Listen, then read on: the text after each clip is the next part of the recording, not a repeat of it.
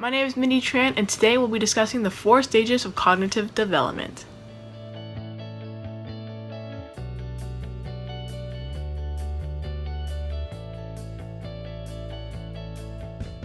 So who is this guy? Jean Piaget was a Swiss psychologist and a philosopher known for his work with children. One day while observing children of similar age groups, he seemed to realize that they gave similar answers when answering questions.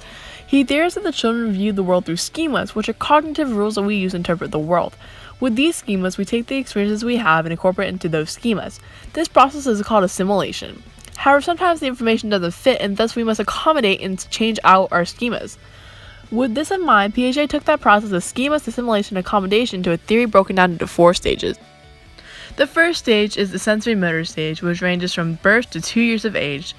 During this time, senses, motor abilities, and reflexes are developing rapidly. At this point, babies start experiencing and exploring the world around them through their senses.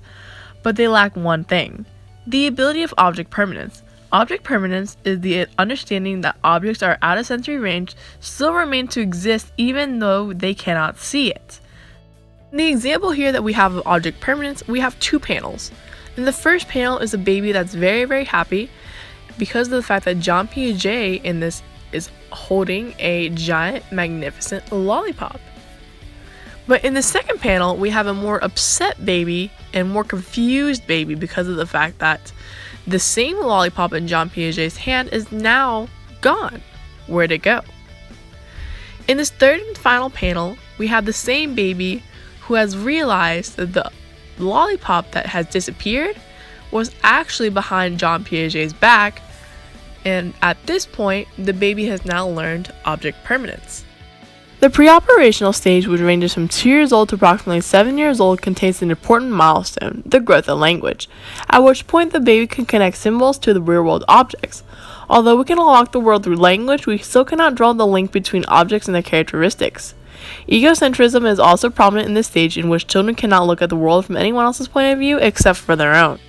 The next stage, which ranges from 8 to approximately 12 years old, is the concrete operation stage. During this time, children learn to think more logically and begin to differentiate different characteristics of objects. They begin to demonstrate knowledges of concepts of conservation, in which children begin to realize that properties of objects are still the same even when their shapes change. This includes volume, area, and numbers. The last stage of Piaget's cognitive development theory is the formal operation stage, which describes abstract thinking.